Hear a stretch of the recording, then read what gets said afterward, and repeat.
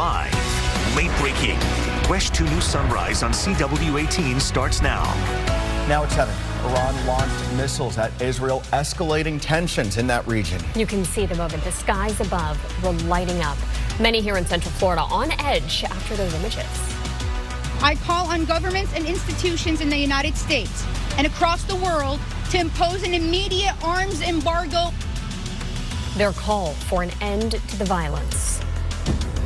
And the two vice presidential candidates squared off in New York last night for their first and only debate.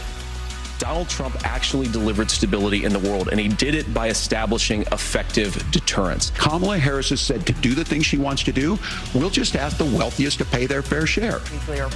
How this may impact the tight race for the White House with less than 5 weeks to go now until Election Day. Good morning, and thank you so much for being with us. I'm Sheldon Dutez. And I'm Sonica Dange. Let's begin with the check of the forecast. First morning meteorologist Kelly Glass is joining us now with a beautiful look at a sunrise. An average temperature is expected today, Kelly, and it may not sound like much, but listen, it's something after the last couple of very hot days. I mean, I'll tell you, yesterday, Monday, it felt like the upper 90s to triple digits. So today will be somewhat of a relief, but still pretty warm outside, especially with all of the humidity that we are going to have. Good morning, New Smyrna Beach. You are off to a beautiful start. If you're making today a beach day, it's not looking too bad. We'll have the warmth for it. We'll just have a couple of showers and a little bit of cloud cover across our beaches. And it's all thanks to this front that's stalled out over Central Florida, which is helping to keep the cooler air up north and mild air in Central Florida. A lot of Central Florida locations are around 75 degrees, but a few pockets of 73 to about 77 degrees.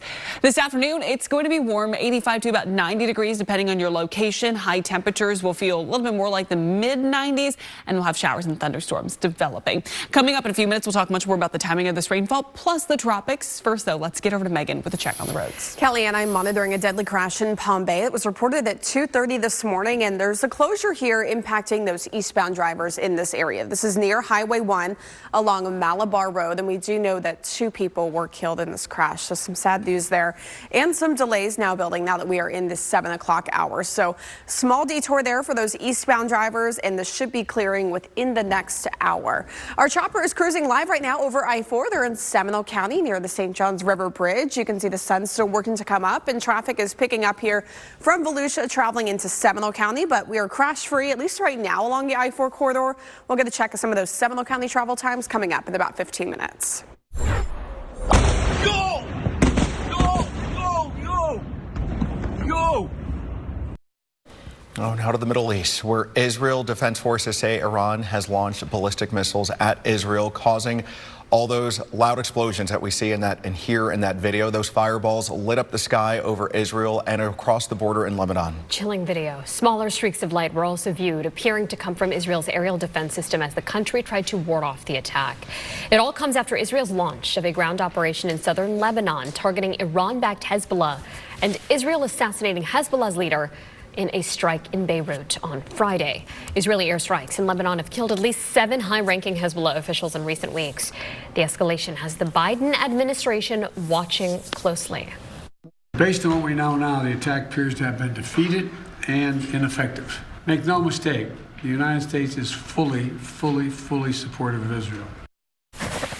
The attack not a total surprise, but it does level up concerns of a widening regional conflict. And the fighting in the Middle East also has many people in Central Florida on edge. Yeah, WESH 2's Bob Hazen is following our local response and joins us live. And Bob, we know that both police and deputies are prepared to keep our local religious community safe. Yeah, and the Orange County Sheriff's Office told us it's increasing its deputies' presence outside synagogues and mosques to make sure that everyone there can feel safe. That Florida Palestine Network also says this week it's planning a week of action that will end with a protest at Orlando City Hall on Saturday afternoon. Reporting live, Bob Hazen, WESH 2 News. It was also a subject brought up last night. At the first time the two vice presidential candidates faced off, it could also be the final showdown on the debate stage for both campaigns. Governor Tim Walz and Senator J.D. Vance were civil, even as they disagreed on so many issues ranging from the economy to gun violence. Now, the two candidates were debating in New York just hours after Iran's missile attack on Israel, and both reacted to what happened while outlining how they'd handle foreign policy.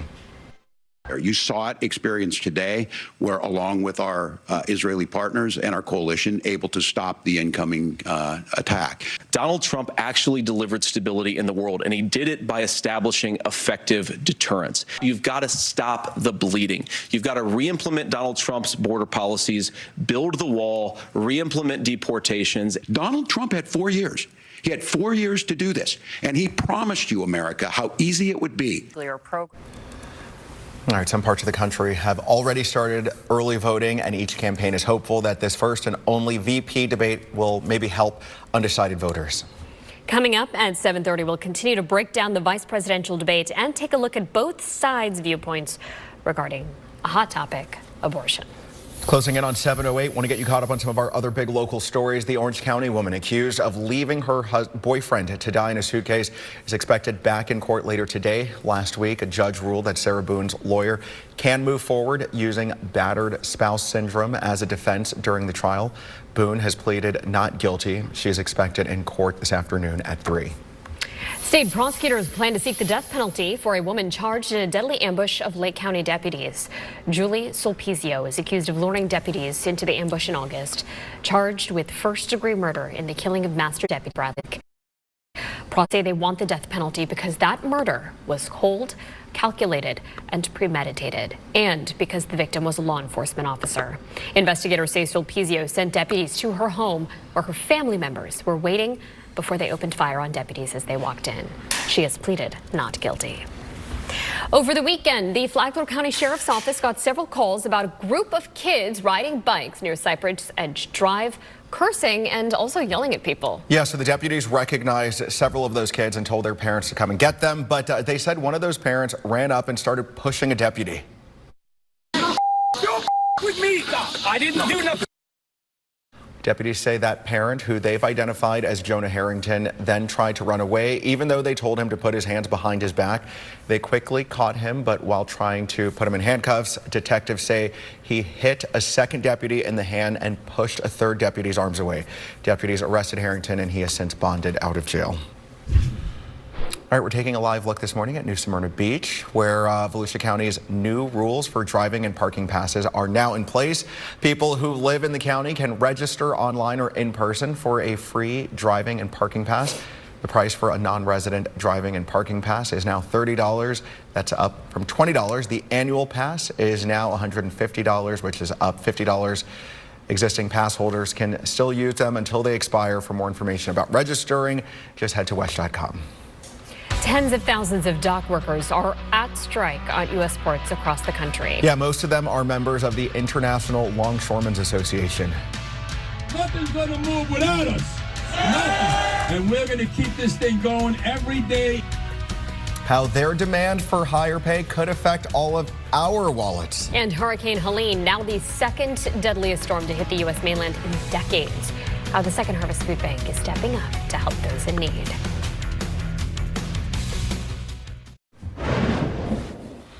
All right, new this morning, President Biden will visit an emergency operations center in North Carolina to meet with officials about Helene's catastrophic destruction in that state. Vice President Kamala Harris is also expected to visit parts of Georgia and North Carolina over the next few days. This is now the second deadliest hurricane to hit the United States in the last 50 years. Officials say at least 160 people in 6 states have died because of this storm. And this storm has been so devastating that tens of thousands of people still need basic essentials like food and water. Second Harvest Food Bank of Central Florida is sending immediate relief. WESH 2 Spencer Tracy is joining us live from their warehouse in Orlando. And Spencer, these supplies are heading to multiple places. Seneca, they are because hundreds of families are in need of these supplies. Now, 500 relief packs are going to the Big Bend region, and then more supplies will be going to Tampa as well as Georgia. Many of these families weren't expecting this storm.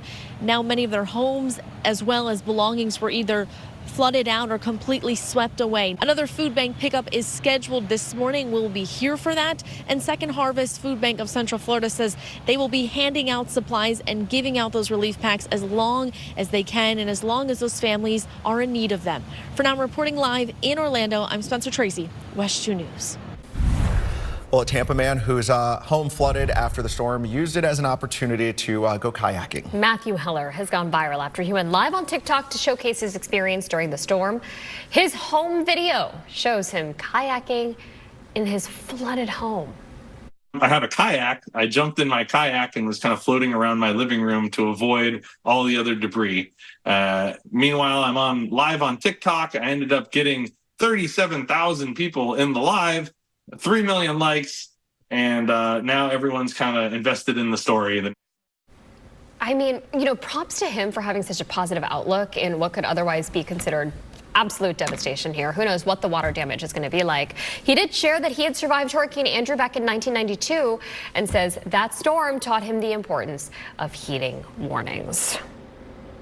The Clearwater Marine Aquarium is looking for donations after Hurricane Helene. They posted on Facebook that the aquarium flooded with over 3 feet of water. They lost power. Vital equipment was damaged by all of that salt water. Some of the animals were able to get transported to other facilities, but now they are looking for donations to help fix all of that damage.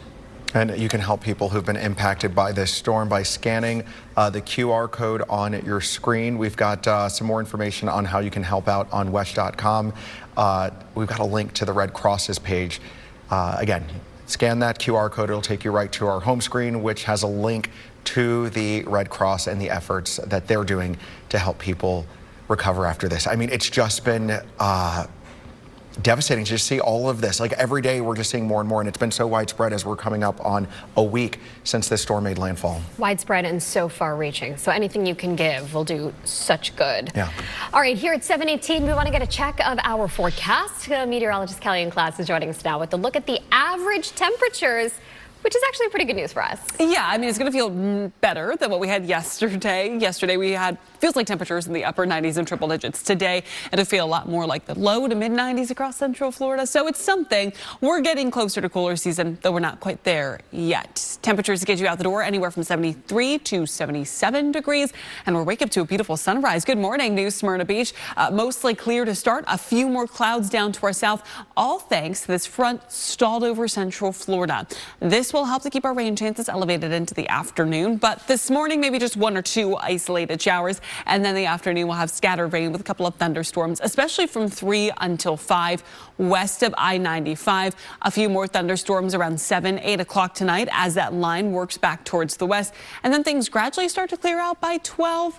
I think by the time you wake up tomorrow morning, though, we will be on the dry side. So just an isolated shower or 2 this morning, and then around 3 through about 5 o'clock this evening, we'll have about a 50% coverage of rainfall. Temperatures, by the way, on the warm side into the middle and upper 80s. But I say warm because it's still going to feel warm with all that humidity. This is technically at average. Our average high is 88, and we will be exactly at 88 degrees today. Our trough, our front stays over central Florida throughout the week, so this will keep our rain chances elevated. At the same time, we'll get a broad area of low pressure moving into the Bay of Campeche and into the Gulf of Mexico, where the National Hurricane Center is going to monitor it very closely. Now, they are saying conditions could be favorable for this to become a tropical depression by the end of the week, but right now they're only giving it a 40% chance of development in the next 7 days. A lot of models are suggesting that it's going to stay a broad area of low pressure, but it's going to increase our rainfall across the state. Now, at the same time as that low moves closer to Florida, we'll have a front that moves down to the south, and that may actually push this storm and this center of the circulation into southwest Florida and South Florida. That would then mean that we would have lower rain chances and lower rainfall accumulations.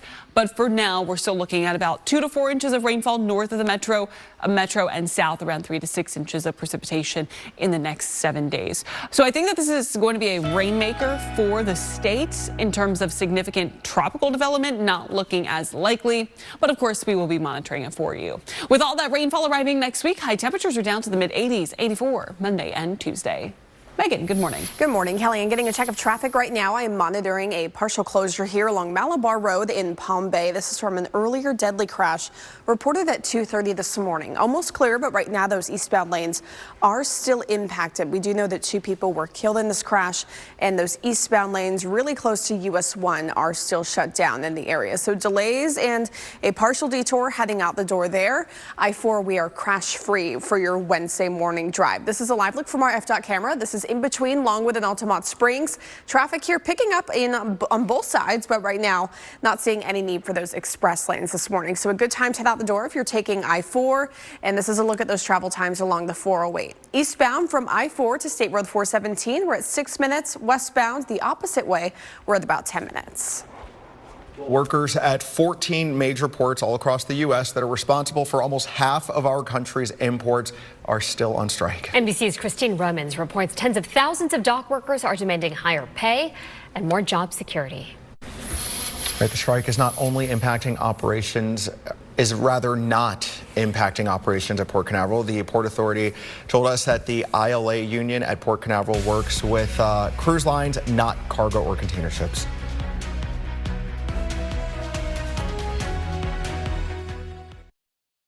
Local, live, late breaking.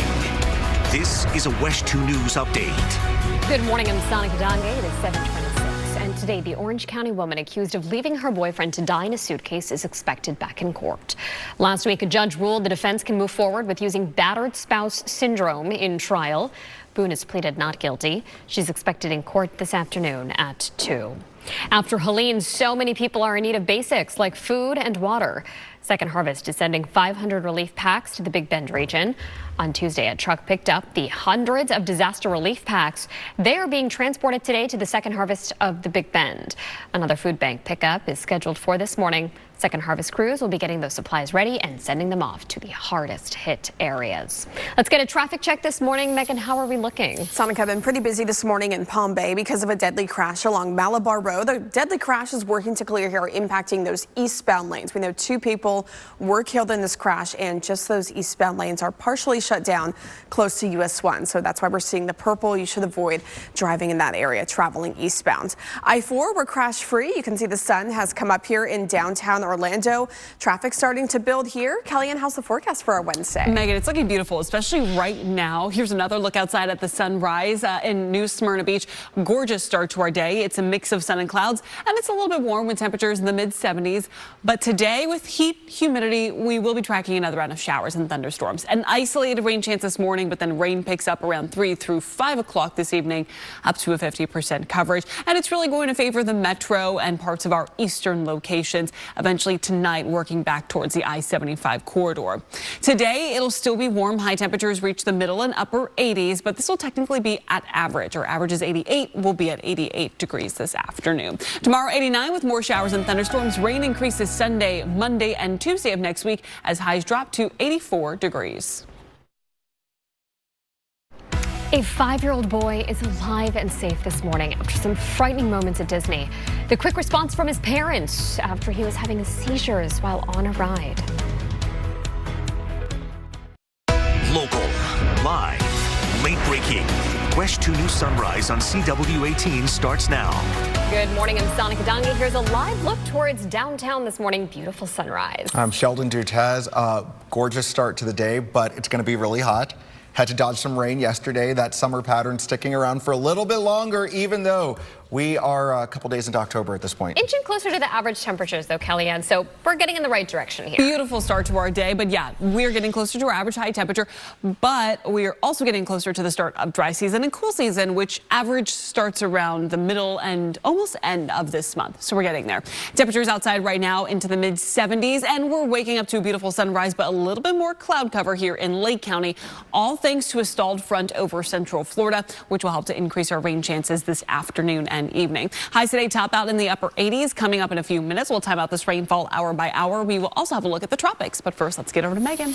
Kellyanne, there's a crash in Sumter County. This is State Road 44 at Powell Road. Some delays here and a partial closure, so avoid this area. This is just off the turnpike in Sumter County.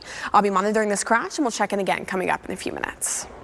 The Biden administration is waging a careful balance between defending Israel's right to defend itself and new concerns of a regional Middle East war. Amy Liu is live this morning. And Amy, this is a delicate situation. How's the administration responding this morning? Sheldon, Sonica, the White House is essentially saying that multiple things can be true at the same time. It is condemning Iran's attack on Israel, but also pressing Israel to reach a ceasefire deal with Iranian-backed terrorist group Hezbollah. Yeah, and President Biden says that right now U.S. officials have been in touch with their Israeli counterparts. He has yet to speak with Israeli Prime Minister Benjamin Netanyahu, who is now threatening consequences against Iran.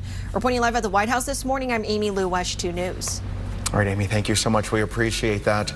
Police officers and deputies here in Central Florida are on alert because of the violence there in the Middle East. WESH 2's Bob Hazen is following the development here and says the Orange County Sheriff's Office will be increasing patrols outside synagogues and mosques. Well, Seminole County has approved the permit that is required to remove the cement that a homeowner poured into a private stormwater system. Shadow Bay has had some flooding issues for months now, and neighbors were blaming it on that concrete plug. Well, Diane Goglis faces a code enforcement fine over that concrete, but she did start working to remove it after a judge told her to. And now that the permit is approved, she'll have to hire a contractor and go to a meeting before that work can start. This morning, 7 Orlando businesses are suing the city and the police department for requiring permits for serving alcohol after midnight. 5 bars and 2 concert venues say the rule violates the Constitution by putting additional tax burdens on them that target their businesses. The businesses claim they've had to shell out as much as $145,000 to cover policing costs, while other types of businesses don't have to follow the same rule. The permit program started last year as part of a city effort to make downtown Orlando safer. The city of Orlando says it does not comment on lawsuits. Oh, a 5-year-old boy is alive this morning after some really scary moments where he stopped breathing. Thankfully, the story ended well, but his parents say that he was having a seizure while he was on a ride at Disney. Time just stopped at that moment, and it didn't seem like we were moving fast enough. The family says they were just 20 seconds into the Guardians of the Galaxy ride at Epcot when their son Ernesto stopped breathing. They got him off the ride as fast as they could. Mom started doing CPR.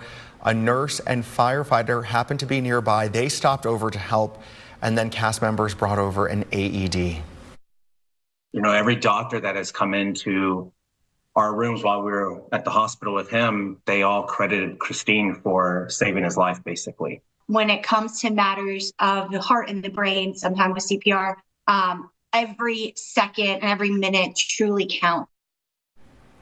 All right, the couple took Ernesto to 3 different hospitals. Doctors eventually diagnosed him with CPVT. It's a condition of having an abnormal heart rhythm. Within days, though, parents say that Ernesto was back to being his happy, energetic self, which is a relief when you see this video of his recovery. Mom and dad say they're urging other families and businesses take classes, learn CPR, and make sure that AED machines are easy to get to like they were at Disney. Wow. So glad he's okay, but yeah, my heart just breaks watching that video of him just struggling to walk down a hallway. Yeah. It's just so young. But they said he's back to his energetic self, which is good. And just a reminder for anyone, if you're a grandparent, a babysitter, a parent, maybe take those CPR classes. You never know when you're going to need them. Also a moment for Supermom right there, just jumping into action. I Staying calm despite all the craziness. Yeah. All right, in the new series, The Last Day of Space Age, 3 families experience anything but a normal life. As a kid, all I ever wanted was to be part of a normal family. How the series blends the routines of everyday life with life-altering events. All right, we're back here at 7:45. The Orlando Magic will be back on the court next week, and they are confident that they can build on last season's success. The Magic start their preseason with 2 games on the road next week. They'll return to the Kia Center next Friday night to play the New Orleans Pelicans. Okay, our game of the week will be Oviedo at Haggerty, but we need y'all's help choosing the second game that we will feature. You can see some of the options on your screen for our fan pick poll. Head to the sports page on WESH.com to cast your vote. Keep in mind, though, our poll closes 3 o'clock this afternoon. A lot of schools here. Be a great matchup to see any of them. We will announce the winner during the 6 o'clock news later this evening. All right, WESH 2 is partnering with Come Out with Pride for this year's Pride Parade. This event is one of the biggest Pride celebrations in the South and the largest single-day event here in Central Florida. We love it. Last year, more than 220,000 guests came out to Lake Eola for the parade, the festival, and the fireworks show. This year, organizers are changing up the parade route, so listen up. because this affects people who don't go to the parade. It's going to start on Orange Avenue and Washington Street, then turn onto Central Boulevard, go down Roslyn Avenue, and then Robinson Street before ending at Eola Drive. You can watch the parade exclusively on WESH.com, the WESH 2 Facebook page, and on our very local app. Please download it for your smart TV so you can watch us when we're not on the air and watch our special coverage and all of these chronicles and specials that we do. That's the place to see it. I will be anchoring our co-coverage with Michelle Imperato, Jesse Pagan, and Nancy Alvarez. And we know Megan Mackey's going to be there for some of the fun. It all kicks off at 4 p.m. on October 19th. Got to give a shout out to everyone, Kellyanne, who will be participating. I've walked in the parade the last few years that Hearst and WESH have been involved. Very meaningful, fun event. So hopefully the weather cooperates that day. But today I'm hoping the weather cooperates because I've got to do some training for OUC. Oh, yeah, that's coming up quick, right? And so you want to get as much training as you can over the next couple of months before that half marathon in December. And I will say it's still going to be hot today, not as hot as what we had yesterday or on Monday, but it's still going to be warm with all of that humidity in place. Temperatures, though, today are back at average in the upper 80s. Now, this morning it's mild with temperatures in the mid 70s, and we're waking up to a mix of sun and clouds. Good morning, Port Canaveral. This is a look at our Tower Cam network thanks to our friends over at Rusty's at the Port. A mix of sun and clouds, a little bit more cloud cover for some, and it's all thanks to a stalled front over central Florida. This will help to keep some clouds around, an isolated shower possible this morning, but going into the afternoon and especially early evening, 4, 5, 6 o'clock, we'll have scattered rain with scattered thunderstorms in the mix. We'll start off, though, in our earlier time frame around 12, 1, 2 o'clock with a few isolated pop-up showers along I-95 as our east coast sea breeze develops. Then scattered rain and scattered thunderstorms around 4, 5, and 6 o'clock. By 7, working west of the metro, and then 8, 9 o'clock, a couple of lingering showers overnight. Everything, though, will clear out by the time you wake up tomorrow morning. Our front stalls over central Florida in the next couple of days, keeping our rain chances elevated. At the same time, we'll have an area of low pressure moving into the Gulf of Mexico, which the National Hurricane Center is watching as an area of interest. Right now, it's not even developed into a low, significant low where they're tagging it as an invest area yet. But they are saying a tropical depression could form this weekend, but they're only giving it a 40% chance of development. A lot of the models keeping this as a broad area of low pressure. At the same time, a front working down to the south, and that front is going to play a key role in where this goes. If the front is a little bit later with the southerly movement, then we would see this work into central Florida. But a lot of models showing it's going to move in quicker, which would then push this low into South Florida and Southwest Florida, which would then in turn have lower impacts for us. Still some rainfall, but lower impacts. In terms of what we can expect for significant tropical development, it's not high, but we are absolutely going to be watching that because we know a lot can change, especially as this moves into the Gulf of Mexico. But right now, looking like a broad area of low pressure, which would then move a little bit slower, and it's going to be a little bit weaker. Regardless, it's heavy rainfall for the entire peninsula, where some locations could receive 3 to 6 inches of rainfall, 2 to 4 in our northern location. So we're time frame looking more towards Sunday, Monday, Tuesday of next week, lingering as late as Wednesday, Thursday, and maybe even Friday. Again, it just depends on how quickly the system develops. Right now, though, it's just your typical afternoon showers and storms. Megan, good morning. Good morning, Kellyanne. Getting a check of traffic. A couple of issues heading out the door right now. This is a look in Sumter County. There is a crash here along State Road 44 at Powell Road. We're now seeing some purple, which is indicating a partial closure here. This is just off of the turnpike, north of there, near I-75 in the Wildwood area. So expect a partial closure here at this intersection, looking like a crash with some injuries. Also along I-4, there were some delays building eastbound because of a crash here close to Colonial Drive. It is pulled off there. You can kind of see in this camera on the shoulder, so not blocking any lanes. But if you're traveling east through downtown, passing Colonial and heading towards Fairbanks, maybe hop in those express lanes because it is looking like there are some pretty heavy backups traveling here close to Colonial Drive. Checking in on those travel times, heavier delays building through Osceola County along the eastbound side of I-4 from US 27 to the beach line. We're now up to 43 minutes. Sheldon? All right, it's a common feeling when too much seems to be happening all at once that the world is coming to an end. David Daniels shows us the new series that's based on people in Western Australia who could have been excused for feeling that way. All right, Wawa apparently reigns supreme in a new survey on the best convenience stores in America. The American Customer Satisfaction Index took a poll of nearly 6,000 customers. They considered factors like food quality, opening hours, locations, and loyalty programs. Quick Trip came in at number 2. Buc-ee's came in at number 3.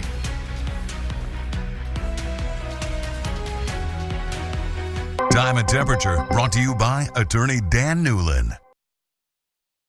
Local, live, late breaking. This is a WESH 2 News update. Good morning. I'm Sheldon Dutez. The time right now is 7:56. United Launch Alliance Vulcan rocket is now on the launch pad. ULA completed their practice countdown and wet dress rehearsal yesterday for Friday's launch from Cape Canaveral Space Force Station. Teams will now review all the data that's collected to make sure it's ready to fly. The launch window for Friday is between 6 and 9 in the morning. Megan. Sheldon, there are some backups here along I-4. This is eastbound from an earlier crash close to Colonial Drive. Not blocking any lanes, but if you're traveling through downtown Orlando right now, we're still in the busiest travel time of the morning, so there are some backups here this morning. Wildwood, there's a crash impacting traffic along State Road 44. This is at Powell Road, so delays expected there.